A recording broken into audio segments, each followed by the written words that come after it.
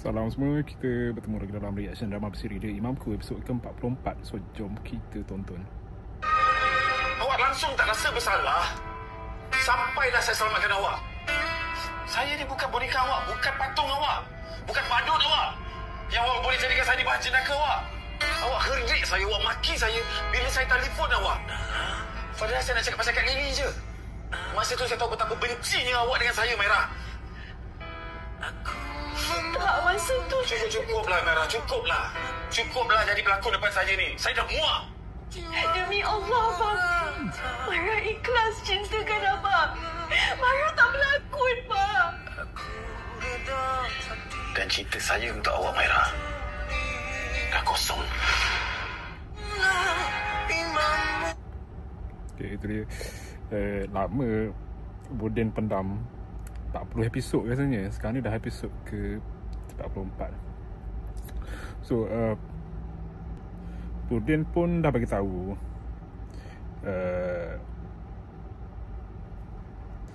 yang di ruang masa dekat Kak Lily, yang akhirnya Humaira tahu Lily tu kakak dia.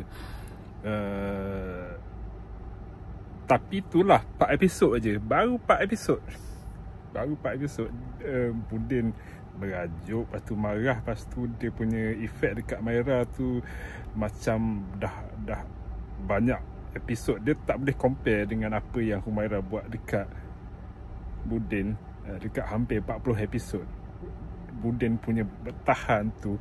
Jadi apa yang Boden luahkan tadi dalam scene tadi ialah selama apa yang Humaira dah buat kat dia selama 40 episod. Jadi Humaira kena fikirlah, ni make sense lah, logik lah.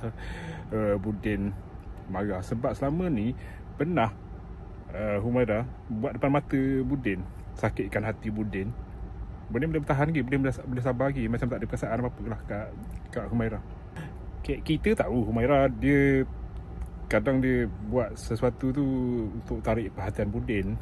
Kan kita tengok scene berangan Humaira tu, kononnya dia nak Boden pujuk dia, tapi benda tu tak berlaku sebab Boden kita tengok macam tak ada perasaan, tak ada tunjuk perasaan apa-apa dekat Humaira. Barangkali terkejut sebab perkahwinan tu macam tiba-tiba, dia pun tak ada nak plan apa-apa.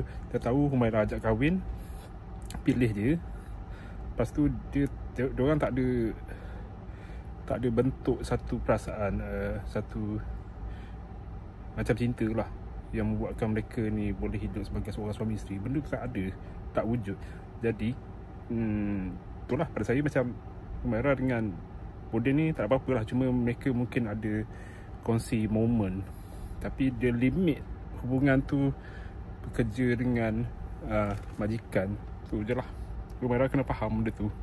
Kalau nak tarik perhatian, nak pujuk Boden balik, kena bersabar. Macam mana Boden bersabar dengan dia? Jumpa lagi.